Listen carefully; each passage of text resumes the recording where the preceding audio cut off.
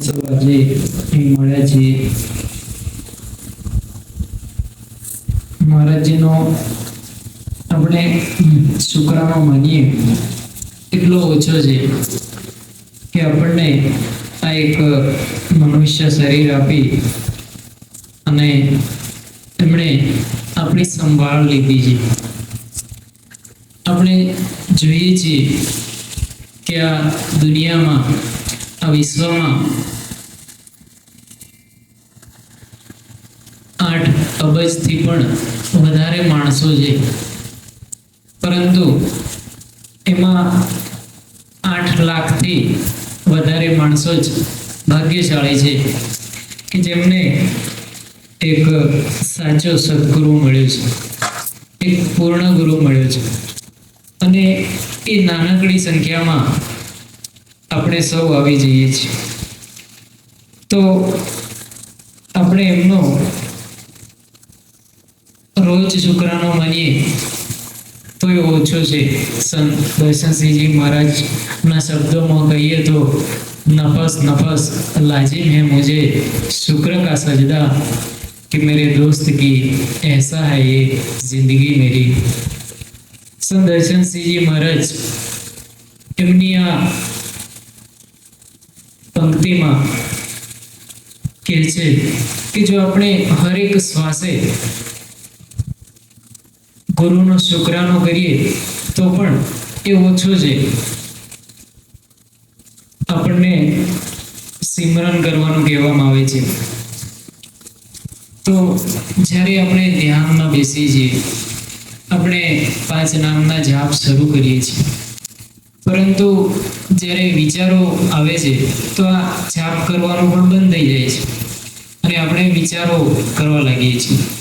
અહીં તો સંત દર્શનસિંહજી મહારાજ કહે છે કે હરેક શ્વાસમાં બીજું કશું જ ના વિચારવામાં આવે અને માત્ર એનો આભાર માનવામાં આવે તો પણ ઓછો છે. એટલો ઉપકાર એમણે આપણા પર કર્યો છે. વિચાર કરીએ આપણે કે જો આપણને એક પૂર્ણ ગુરુ ના મળ્યા હોત તો આપણું જીવન કેવું હોત અને આપણું ભવિષ્ય કેવું હોત. આપણા જીવનમાં મુશ્કેલીઓનો પાર ના હોત. હા, જીવનમાં ઉતાર ચઢાવ જરૂર આવે છે, કારણ કે એ આપણા ભૂતકાળના પૂર્વજન્મોના કર્મોને આધીન છે. એટલે આપણા આ જીવનમાં પણ ઉતાર ચઢાવ તો આવે જ છે, પરંતુ એમાં પણ ગુરુ આપણને સોળીનો સોય કરે છે. મતલબ આપણા કર્મો ઘટાડે છે. એમાંથી પોતાના ઉપર લે છે અને આપણને બોજથી હલકા કરે છે. એક કિસ્સો છે. દિલ્હીના એક બેન હતા. એમના ઘરમાં બધા સત્સંગીઓ હતા. આખું ઘર મહારાજજીથી જોડાયેલું હતું. સંત દર્શનસિંહજી મહારાજ તે બધાએ નામદાન લીધેલું હતું. ત્યારે આ બેન એક નાની છોકરી હતી. એને કઈ સમજ નહોતી કે રૂહાનિયત શું છે, પૂર્ણ ગુરુ શું છે. આ બધી એને કશી ખબર નહીં, પરંતુ એના મમ્મી પપ્પા અને ઘરવાળા બધા સત્સંગમાં જોડાયેલા હતા અને એટલા માટે એના પપ્પા એને સમજાવતા અને એને જે સમજાય એ સમજતી. આમ કરતા કરતા એને ધ્યાન કરવાની આદત પડી. તો એ થોડો સમય માટે ધ્યાન કરવાનું ચાલુ રાખ્યું. હવે સમય જતા આ દીકરી મોટી થાય છે, લગ્નની ઉંમર થાય છે અને ઉંમર થઈ એટલે એના લગ્ન થાય છે. હવે એના લગ્ન એવા ઘરે થાય છે કે જે ઘરમાં કોઈ સત્સંગી જ નથી. તો એને તકલીફો બહુ પડે છે. એ ઈચ્છતી નથી કે એવા ઘરે એનું લગ્ન થાય કે જે ઘરમાં કોઈ સત્સંગને ઓળખતું પણ ના હોય. અને જ્યારે એક દીકરીના લગ્ન એવા ઘરે થઈ જાય કે જે ઘરમાં કોઈ સત્સંગી નથી, એ ઘરના માણસો બની શકે મોસાહાર પણ કરતા હોય, સત્સંગમાં રસ ન ધરાવતા હોય, અને જો સત્સંગમાં જાય તો એમને સારું પણ ના લાગે. તો આ મુશ્કેલીઓ આ બહેનના માથે આવી. તો આ બહેને શું કર્યું?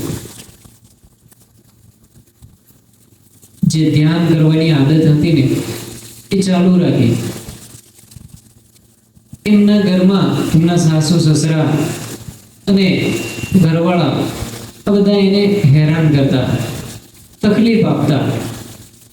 તો બદલામાં આ દીકરી એના સાસરિયાઓને કશું જ કહે નહીં, બધું જ મોંઘા મોઢે સહી ગયું.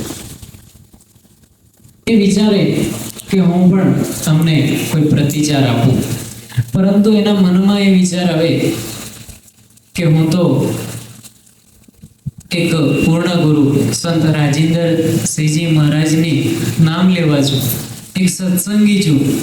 જો હું આવું વર્તન કરીશ જેવા સાથે તેવા, તો કોઈ મને જોશે, કોઈ મને જાણશે કે તું એક સત્સંગી થઈને આવું કરે છે, તો એ મારા વિશે શું વિચારશે? આમ વિચારીને આ દીકરી એના સાસરિયાઓ સાથે કોઈ વિરોધ કરતી નથી અને બધું સહી લે છે. સમય જતા એની પરિસ્થિતિ એટલી નબળી હોય છે કે એની પાસે ઘર પણ હોતું નથી, ભાડાના મકાનમાં રહેતી હોય છે, પણ એ ધ્યાન કરવાનું ભૂલતી નથી. આપણને જીવન જરૂરિયાતી મોટા ભાગની બધી જ વસ્તુઓ આપી છે. તો આ દીકરી જેને પોતાનું ઘર નથી, એ ભાડાના મકાનમાં રહે છે, અને થોડા મહિના થાય, 4-6 મહિના થાય ત્યાં તો મકાન માલિક એને મકાન ખાલી કરાવે. એને મકાન ખાલી કરવું પડે, બીજું ઘર શોધવું પડે, અને એમાં સામાન ટ્રાન્સફર કરવું પડે, લઈ જવું પડે. આમ કરતા દિવસો જાય છે, અને આ બધું જોઈ આજુબાજુ વાળા પણ વિચારે છે કે બસ આના જીવનમાં આવું કેમ કે 4-4 મહિને 6-6 મહિને ઘર બદલવું પડે છે. પછી એને એક સહેલી મળે છે, એક બેન મળે છે કે જે એની મિત્ર હોય છે. એ કહે છે કે મારી પાસે એક ફોર્મ છે, આ ફોર્મ તું ભરીને આપ, બની શકે તને ઘર મળી જાય. તો એ ફોર્મની સાથે ડ્રાફ્ટ પણ આપવાનો હોય છે, અને ડ્રાફ્ટમાં થોડા પૈસા, ડ્રાફ્ટનો મતલબ પૈસાનો ડીડી બનતો હોય છે. તો એની પાસે પૈસા હોતા નથી. એ પોતાની પાસે જેટલા પણ છે એ એકઠા કરે છે, એની માને વાત કરે છે. તો એની માં કહે છે કે મારા એકાઉન્ટમાં થોડા પૈસા પડ્યા છે, એમાંથી તું થોડા મારી માટે રાખ અને બીજા લઈ. તો એ એમાંથી થોડા પૈસા લે છે, પરંતુ હજુય એને પૂરતા પૈસા મળતા નથી. એ એકબીજાને વાત કરી અને મોડ પૈસા પૂરા કરે છે, અને આ ફોર્મ અને પૈસા ડીડી એ જે તે વ્યક્તિને આપે છે કે લો અમારું ફોર્મ. હવે ફોર્મ આપ્યા પછી એને ખબર પડે છે કે આ એવી સંસ્થા છે કે જેમાં આ રીતે ઘણા બધા ફોર્મ લેવામાં આવે, અને એમાં લકી ડ્રો કરવામાં આવે, અને એમાં જે અમુક થોડીક સંખ્યામાં ફોર્મ નીકળે એમને પ્લોટ મળે. તો એ સમયે એક એના ભાઈને બીમારી લાગે છે, હોસ્પિટલમાં પહોંચી જાય છે અને ત્યાં સમાચાર મળે છે એના ભાઈ દ્વારા એને કે ભાઈ લકી ડ્રોમાં તો વિજેતા થઈ છે અને તને મકાન બનાવવા માટે એક સરસ મજાનો પ્લોટ મળી ગયો છે. તો અગાઉ પણ આ દીકરીએ મહારાજજીને આ તકલીફ વિશે વાત કરી હોય છે. તો ત્યારે મહારાજજી એને કહે છે કે ઘર આગળ બગીચો હોય એવું ઘર તને મળશે અને એવો જ ફ્લેટ એને મળે છે. તો આ બેન કે જેણે જીવનમાં ઘણી મુશ્કેલીઓનો સહન કરવા પડી, પણ એનામાં એક ગુણ જે આપણે સમજવા જેવો છે અને આપણી અંદર ઉતારવા જેવો છે. જો તમે આ વાર્તામાંથી બોધ લીધો હોય તો એમાં એક મહત્વની વાત એ છે કે એના જીવનમાં મુશ્કેલીઓ આવી છે. આપણા જીવનમાં બની શકે એવી મુશ્કેલીઓ હોય, એના કરતાં વધારે હોય, ઓછી હોય, પણ આ દીકરીએ એક મહત્વનું કામ શું કર્યું? ધ્યાન કરવાનું છોડ્યું નહીં. ગમે જેવી પરિસ્થિતિ આવી પણ એ દીકરીએ મહારાજજીને યાદ કરવાનું છોડ્યું નહીં. એ રોજ ધ્યાન કરે છે અને રોજ પ્રાર્થના કરે છે અને એની વાત મહારાજજીએ સાંભળી લીધી.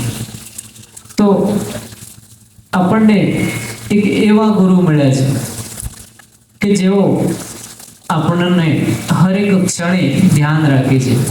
બસ જરૂર શું છે કે આપણે આપણું ધ્યાન એની તરફ રાખીએ.